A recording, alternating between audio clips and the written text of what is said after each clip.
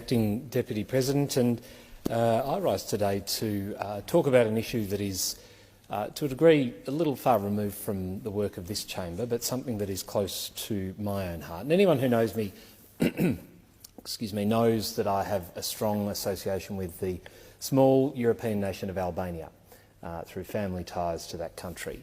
And it's that country I wish to speak about today, and some of the happenings and goings-on in that country over the last year or more.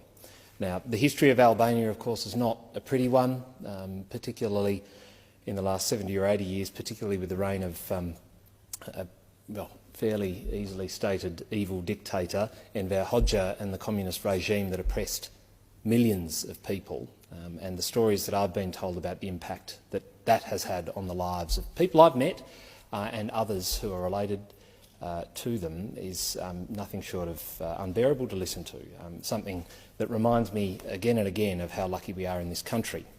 But as a result of that period of oppression and the way in which people were oppressed and denied the right to vote, to have their say, to live where they wanted to take up the job they wished to take up, the system they have now, post the fall of communism in the mid-90s, is one that probably isn't what we're used to here in Australia, a system that can't withstand some of the pressures that smaller countries with younger democracies would easily fall to. So it's on that basis, and knowing some of the issues that they do have in that country, that I became very concerned when I saw some of the activity of a member of the diplomatic corps from another country, from the United States, posted to Albania. And I think anyone who has had any interaction with any member of the diplomatic corps from any country, anywhere in the world, understands the role of a diplomat. It is one to work on behalf of the country they represent in the country they are posted to, from head of mission down to the most junior administrative staff member. It's not to become involved in the political process or any judicial process. It's not to offer commentary on political issues of the day. It is to advocate for stronger relations between your home nation, in this case we're talking about the United States, and the nation to which you are posted and a representative of your home nation in this case, Albania. It's about forging stronger trade ties. It's about talking about security arrangements. It's about assisting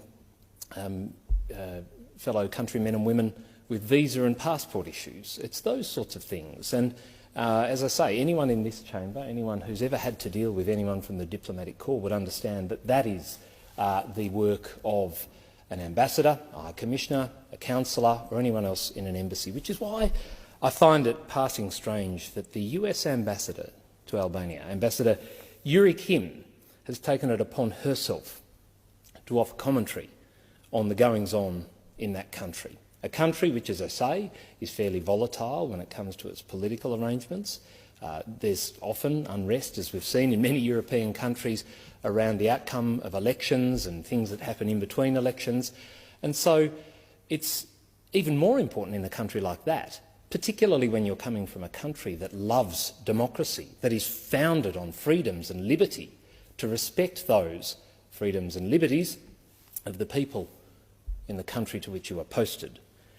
And so when I see posts from Ambassador Kim reflecting on claims of intimidation of judges and prosecutors, somehow politically motivated, to pervert justice, to insist on impunity for the powerful, to drag Albania back to the past, they don't sound like the words of a diplomatic representative to me.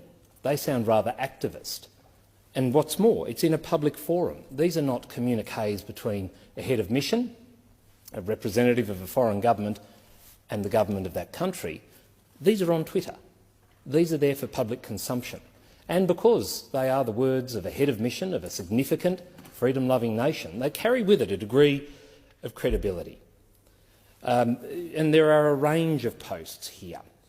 And the reason I raise this is because Albania, as I say, a country very close to my own heart, is a fragile country. It has a fragile democracy, and it's one that the people there, whichever side of the political divide they stand on, seek to protect. And so when you have representatives of nations coming in and making comments like that, from the platform of ambassador no less, it is something we need to be very concerned about. And I call that out today because I don't think it is right for other nations to interfere through diplomatic means in the affairs of another nation. There are appropriate channels for dealing with allegations of corruption and crime, and they should be used. And they should be used by the people within that country, not by diplomatic members of the diplomatic corps. Ambassador Kim's comments, as concerning as they are from as far away as we are here in Australia, earned the rebuke of a diplomatic colleague, the French ambassador to Albania, who made the point that we have to leave matters Albania to the Albanians, that it's not up to us to decide these matters. Her words in an interview with Euronews Albania were, and the ambassador's name I should add is Elisabeth Barsacq, said that it's not up to foreign ambassadors to decide for Albanians, making the point very clear. It is up to those who are electors in that community to make that point. So I wanted to put on record today that these things being done, I suspect by a rogue diplomat rather than the US government, are being noticed. And I feel very strongly about it, and I hope it stops.